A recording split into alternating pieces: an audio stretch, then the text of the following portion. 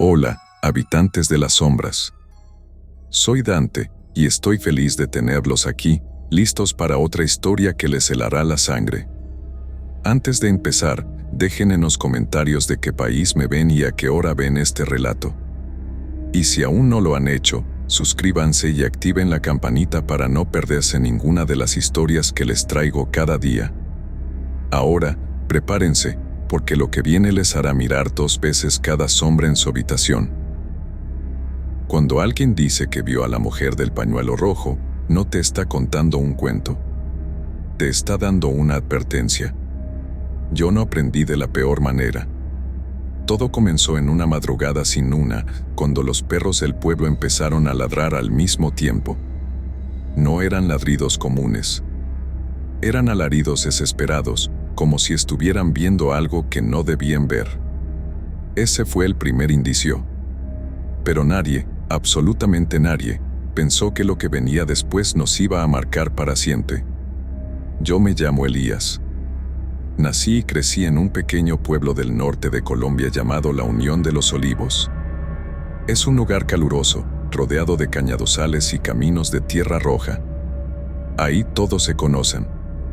Todos saben con quién te juntas, con quién te acuestas y hasta lo que soñaste la noche anterior. Pero nadie sabía quién era esa mujer. Llegó al pueblo una tarde de jueves, caminando descalza por la carretera principal.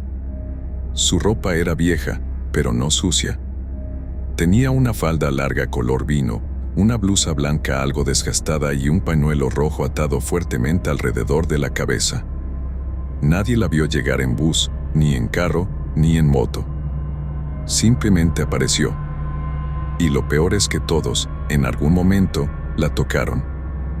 Yo la vi por primera vez cuando entró a la tienda de Don Martín. Yo estaba comprando una gaseosa, y ella pasó justo detrás de mí. Olía a tierra mojada, a tabaco viejo y a flores marchitas. Me rozó el hombro con su brazo, y sentí un escalofrío que me paralizó. Pensé que era una señora del campo, una de esas que bajan de las veredas a vender hierbas o gallinas. Pero no llevaba nada consigo. Ni una bolsa, ni una canasta. Solo el pañuelo rojo. Don Martín dice que le habló, pero no recuerda que le respondió. Dice que cuando intentó mirarla a los ojos, sintió un dolor punzante en la frente, como una migraña súbita. No duró más de 1 minuto dentro de la tienda, pero después de que ella se fue, el aire cambió. El calor se volvió más denso, y una mosca se quedó girando sobre el pan que había en el mostrador. Eso nunca pasaba ahí. Las cosas raras comenzaron esa misma noche. La hija de los Mendoza se despertó gritando. Tenía la cara llena de rasguños, como si hubiera peleado con gatos salvajes. Dijo que una mujer se le había subido encima mientras dormía, que la había olido entera, y luego le dijo al oído, «Ahora eres mía». Nadie le creyó, hasta que su madre vio las marcas. No eran superficiales. Eran profundas, sangrantes, como hechas con uñas de metal. Al día siguiente, el padre de los gemelos Rodríguez amaneció muerto en su hamaca. Tenía espuma en la boca, y la piel de los brazos completamente negra. El médico del pueblo dijo que había sido un infarto, pero yo vi el cuerpo. Esos brazos parecían quemados por dentro, como si el fuego no hubiera mordido desde los huesos. Esa misma noche, alguien más tocó a la mujer del pañuelo rojo. Se llamaba Graciela. Era la panadera del pueblo. Dijo que la mujer llegó a su casa pidiéndole un vaso de agua. Que tenía sed. Graciela le sirvió el agua y la tomó de la mano para guiarla al patio.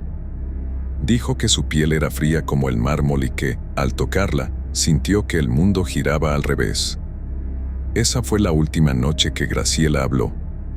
Desde entonces, solo se siente en su mecedora, mirando hacia el monte. Nadie ha podido sacarle una palabra. Algunos comenzaron a llamarla la Dama Roja. Otros simplemente no hablaban de ella. El padre Ignacio, que llevaba más de 20 años en la iglesia del pueblo, intentó bendecir las calles.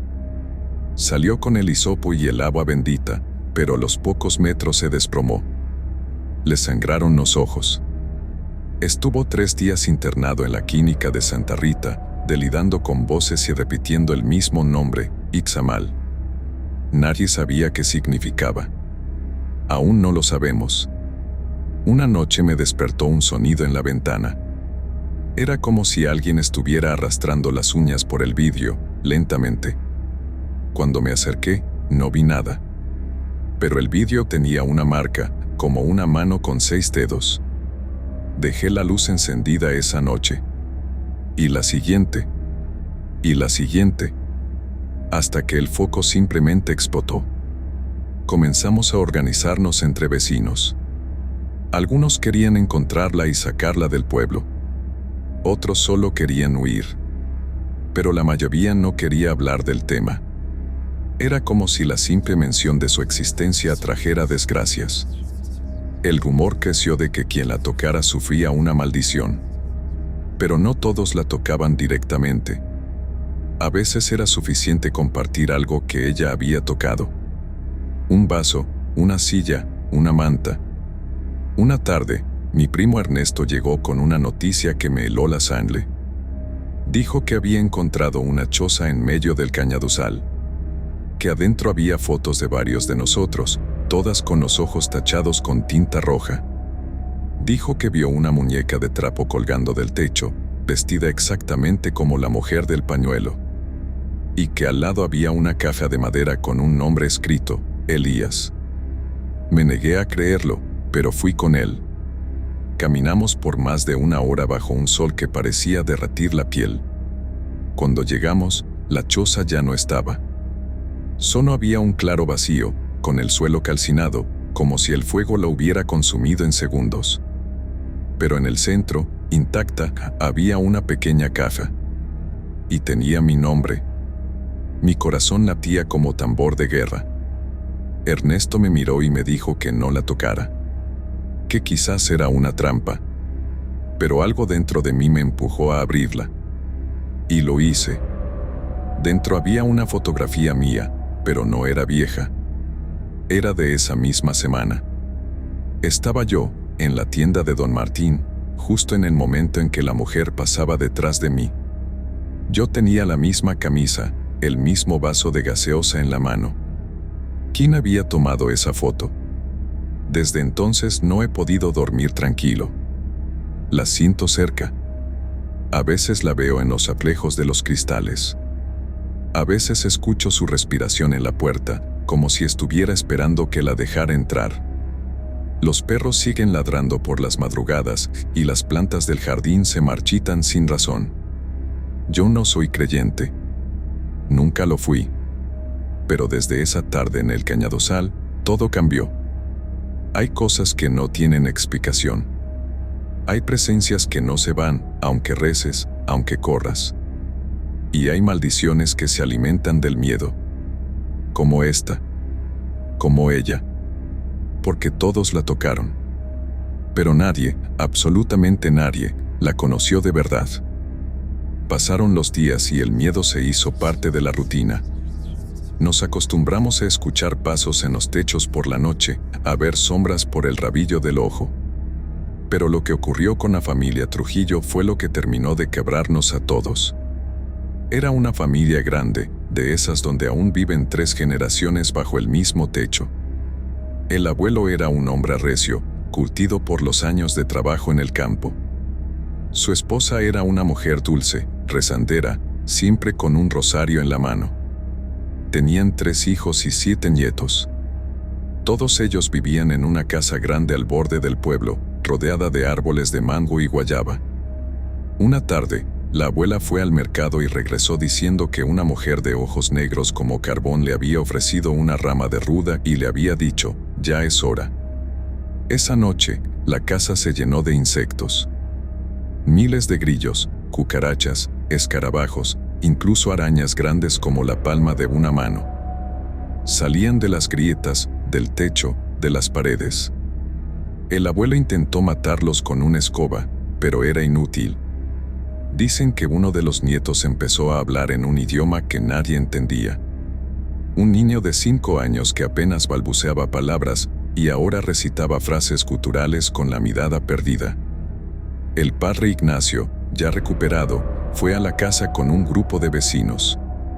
Llevaban velas, sal, crucifijos. Lo que encontraron ahí adentro los dejó marcados. Las paredes estaban cubiertas de símbolos dibujados con sangre. La sangre era fresca, pero no había heridas, ni en los niños ni en los adultos. No había explicación para tanto líquido. El abuelo Trujillo fue encontrado en el patio, con los ojos abiertos, mirando al cielo. Estaba vivo, pero paralizado. Le temblaban las manos y no podía hablar. Cuando al fin lo llevaron al hospital, lo único que logró decir fue: ella vino del monte, con los pies al revés. Eso fue lo que más nos aterrorizó, porque no era la primera vez que escuchábamos esa frase. En los pueblos vecinos, desde hacía años, se hablaba de una mujer que caminaba con los pies invertidos. Decían que era bruja, que podía cambiar de forma, que se alimentaba del alma de los curiosos, y que si la tocabas, ya no había vuelta atrás. Intentamos buscar ayuda fuera del pueblo. Llamamos a autoridades, a periodistas, pero nadie nos creyó. Dijeron que eran histerias colectivas, supersticiones rurales. Uno de los reporteros que sí vino desapareció esa misma semana. Se llamaba Julián Cortés. Dejó su carro estacionado frente a la alcaldía y salió a hacer entrevistas. Nunca volvió. Su grabadora fue encontrada en el cementerio. Solo tenía un audio. Una respiración pesada, profunda. Y una voz femenina, apenas un susurro, que decía: tú también me tocaste. La paranoia se desató. Comenzamos a sospechar unos de otros. A cualquier mujer que llevara algo rojo se le miraba con desconfianza. Hubo peleas, gritos, incluso intentos de linchamiento. El pueblo estaba enloqueciendo. Y en medio del caos, apareció una carta. Era una hoja vieja, amarillenta, con olor a humedad. Alguien la dejó clavada a la puerta de la iglesia. No estaba firmada. Decía así: yo la vi nacer en lo profundo del bosque. Su madre no era de este mundo. La enterraron al revés, con la boca llena de sal y ceniza. Pero alguien deshizo el entierro. Alguien la llamó. Y ahora camina entre ustedes, buscando a quienes tienen la sangre débil. Porque no todos la ven. Solo los que llevan miedo en el corazón. Ella no necesita tocarte. Basta con que pienses en ella. Esa misma noche, soñé con ella. No fue un sueño común. Yo estaba en mi cuarto, pero algo en el ambiente era distinto. Más pesado. El aire sabía a óxido. Ella estaba de pie frente a mí, pero no tenía rostro. Solo un pañuelo rojo que flotaba como si tuviera vida propia. Me hablaba sin mover la boca. Su voz estaba dentro de mi cabeza. Viniste a mí sin querer. Ahora no puedes huir. Me desperté empapado en sudor, con la marca de una mano sobre mi pecho. No era una alucinación. Tenía 5 dedos marcados como si me hubieran presionado con fuerza mientras dormía. Al día siguiente, decidí salir del pueblo. Tomé mi maleta, mi motocicleta, y partí antes del amanecer. Recé mientras cruzaba el puente que nos separa del mundo. Creí que había escapado. Pero no fue así. A 30 kilómetros, en una estación de gasolina, me detuve a tomar un café. Había una radio sonando en la cocina. Una emisora local. La conductora decía, entre risas: y ahora les presentamos el nuevo éxito de la semana, La mujer del pañuelo rojo, de los cántaros de miel. Me atraganté con el café. Pedí que subieran el volumen. La canción era espantosa. Una melodía antigua, folclórica, con un ritmo casi fúnebre. Pero lo peor era la letra. Hablaba de una mujer que sale del monte por las noches, que camina entre los vivos buscando calor y que nadie puede mirar directamente sin perderse. Era ella, convertida en canción, en folclore, como si ya fuera parte del tejido mismo de esta tierra. Volví al pueblo. No sé por qué. Tal vez para advertir a los demás. Tal vez porque sabía que, aunque corriera, nunca me iría de verdad. La maldición no está en el lugar. Está en nosotros. En quienes la vieron, la tocaron, la soñaron. Un día encontré a don Sebastián, el viejo que vivía al final del pueblo. Siempre decían que había sido curandero, pero muchos lo tildaban de loco. Me atreví a preguntarle si sabía algo de ella. Me miró fijo, con los ojos llorosos, y me dijo: «Esa no es mujer. Es hambre. Hambre que toma forma, que adopta cara y que se vuelve memoria. No se le puede matar, porque no está viva». Le rogué que me ayudara, que me dijera cómo detenerla. Me entregó una bolsa de tela negra. Dentro había un diente de jaguar, una hoja de ruda seca y una piedra negra. Pon esto bajo tu cama. Y cuando sueñes con ella, no le hables. No la mires. No aceptes nada. No hice. Esa noche volví a verla. Esta vez estaba en mi sala, sentada en mi sillón, balanceando los pies. Me hablaba sin voz. Me mostraba imágenes en mi cabeza, niños con la boca cocida, animales sin ojos, montes en llamas. Yo cerré los ojos, como me dijeron. No dije nada. No me moví. Cuando desperté, la piedra había desaparecido. La piedra desaparecida fue solo el primer aviso. Durante días no volvió a pasar nada extraño, y eso, en vez de darme tranquilidad, me hizo sentir peor. Porque el silencio, en ese pueblo, no era alivio, era advertencia. Volvieron los sueños. Más lúcidos, más largos. Ahora no solo parecía ella. También veía a gente que ya estaba muerta. Al abuelo Trujillo, sentado en su patio con los ojos vacíos. A la niña del pañuelo rojo flotando sobre el techo de mi casa, como si la gravedad no le afectara. Veía a mi madre, aunque ella había muerto cuando yo era pequeño, y me hablaba con la voz de otra mujer. Con la voz de ella. Una noche desperté de golpe, y vi que mi habitación no estaba completamente oscura. Había una tenue luz rojiza, como la de una vela, en la esquina del cuarto. Me incorporé con lentitud. El aire era espeso, costaba respirar. Sentí un escalofrío recorrerme la espalda cuando vi lo que había ahí. Era una figura, pequeña, sentada con las piernas cruzadas.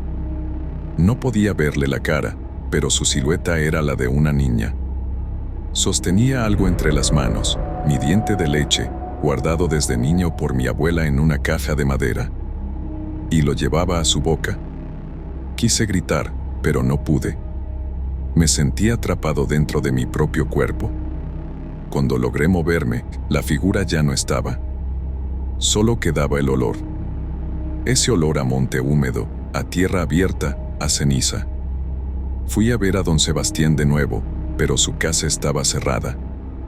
La puerta abierta, pero nadie dentro. Parecía que había salido apresurado, el café aún humeaba sobre la mesa, y su bastón estaba tirado en el suelo. Pregunté por él durante días, pero nadie lo había visto. Una semana después, un niño lo encontró en el río, de rodillas, como si hubiera estado rezando. Tenía los ojos abiertos, mirando al cielo. Como el abuelo Trujillo. El médico del pueblo dijo que fue un paro cardíaco. Pero yo lo vi. Tenía los dedos ennegrecidos, como si los hubiera metido en fuego, y en la lengua, tallado, el símbolo que todos ya conocíamos, el círculo con los 3 puntos. Yo ya no sabía si estaba despierto o dormido. Empecé a ver cosas a plena luz del día. Mujeres que pasaban por la calle y que, al dar la vuelta, no tenían rostro. Niños que cantaban canciones viejas, de esas que nadie enseña pero todos conocen. Y siempre, al fondo de todo, la sensación de que ella me miraba. Aunque no estuviera ahí. Un día fui a la biblioteca del pueblo. No es un lugar que muchos frecuenten, pero algo dentro de mí me empujó. Busqué entre libros viejos, polvorientos, con páginas amarillas. Encontré un diario sin nombre, sin fecha. Solo tenía una frase en la portada, la que vuelve cuando todos olvidan. Era un diario. De alguien que había vivido en el pueblo hace décadas. Tal vez siglos. Escribía sobre visiones, sobre mujeres que danzaban desnudas en el bosque, sobre pactos sellados con sangre y ceniza. Hablaba de ella, aunque nunca usaba su nombre. Decía que había sido una niña abandonada, que su madre había querido matarla porque no era normal. Que no lloraba. Que no dormía. Que los animales la seguían. Que la enterraron viva, boca abajo, para que no encontrara el camino de regreso. Pero alguien la desenterró. Y cada cierto número de años, regresaba. Siempre distinta, pero siempre igual. A veces niña, a veces anciana. Siempre con el pañuelo rojo. Siempre buscando los que la habían tocado. Porque ella no olvida. Seguí leyendo hasta que el diario terminaba abruptamente. La última página tenía solo una frase, escrita con letra temblorosa. No es bruja. No es alma. Es la herida abierta de este lugar. Cerré el diario y lo guardé en mi mochila. Pensé en huir de nuevo. Irme lejos, cambiar de nombre. Pero supe que no serviría. No puedes huir de algo que ya llevas dentro. Porque eso era lo peor, ella no solo estaba allá afuera. Estaba dentro de nosotros. En nuestros sueños. En nuestra sangre. Los días se hicieron largos. El pueblo cayó en una especie de letargo. Muchos se encerraron. Algunos desaparecieron. Los pocos que salíamos apenas nos mirábamos. El miedo nos hacía extraños. Hasta que un día, todo explotó. Era la fiesta patronal. Aunque muchos no querían celebrarla, el alcalde insistió. Dijo que era importante mantener las tradiciones. Que eso nos mantenía cuerdos. Colgaron luces, pusieron música, vendieron empanadas y tamales. Pero nadie bailaba. Nadie sonreía. Hasta que una niña subió al escenario. Tenía el cabello negro, largo, descalza. Nadie sabía quién era. No era hija de nadie del pueblo. Tomó el micrófono y cantó. No una canción infantil. No una copla. Cantó el mismo canto que había escuchado en la emisora. Ella viene del monte, la que nadie conoció. Los que la tocan, nunca vuelven a hablar. La gente comenzó a gritar. Algunos corrieron. Otros cayeron de rodillas. La niña desapareció entre la multitud. Cuando la buscamos, solo encontramos su pañuelo rojo, flotando sobre la fuente del parque. Después de eso, el pueblo murió lentamente. Muchos se fueron. Otros se perdieron en su locura. A mí me ofrecieron ayuda.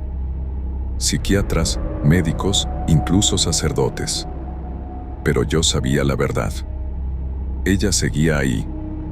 Tal vez ya no como figura. Tal vez ahora como historia. Como canción. Como pensamiento. Pero siempre viva. Hoy estoy lejos. En otra ciudad. Nadie me cree. Me miran con lástima. Me ofrecen pastillas, descanso, oraciones. Pero yo sigo escribiendo. Porque contarla es la única forma de que no se quede dentro. Y tal vez, con suerte, de advertir a alguien más. Porque si alguna vez sueñas con una mujer sin rostro, con un pañuelo rojo flotando frente a ti, no te acerques. No la toques. Y sobre todo, no digas su nombre. Porque si lo haces, ya no hay vuelta atrás.